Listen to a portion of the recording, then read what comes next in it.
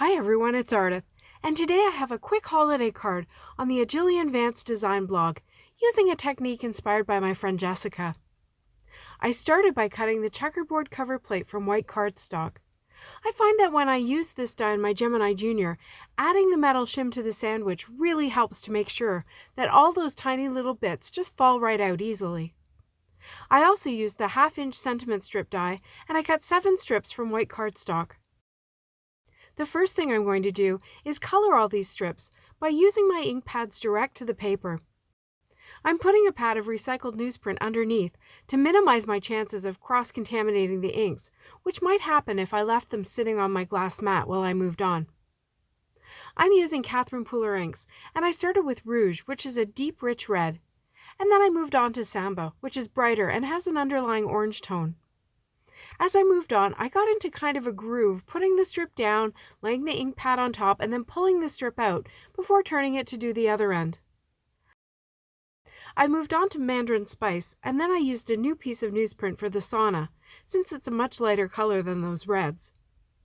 I flipped the newsprint and used all 4 corners for the rest of my colors: Lime Rickey, Grass Skirt, and finally Spruce, which is a deep forest green.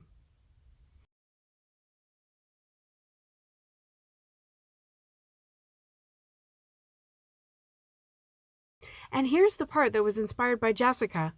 I'm going to use liquid glue to attach the strips behind the cover plate in rainbow order.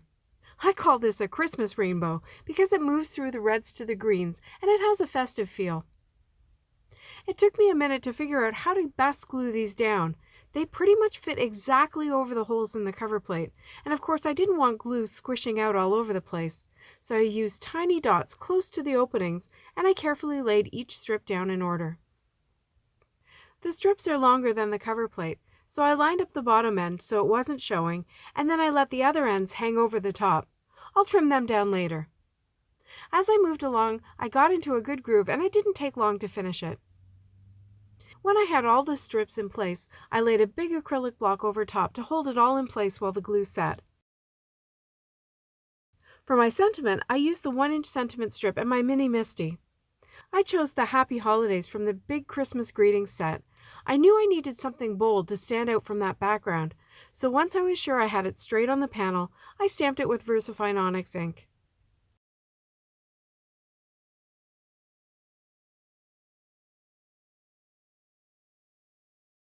Here's the panel, and you can see that I've trimmed off those ends. I love how this looks with the colored strips behind it. It almost looks like it's woven. I laid my sentiment strip on top of the panel, and I felt very meh about it. It really needed something else to help it pop. I cut the largest snowflake from the delicate Snowflake trio set, and I also cut a black circle that was just about the exact same size as the snowflake.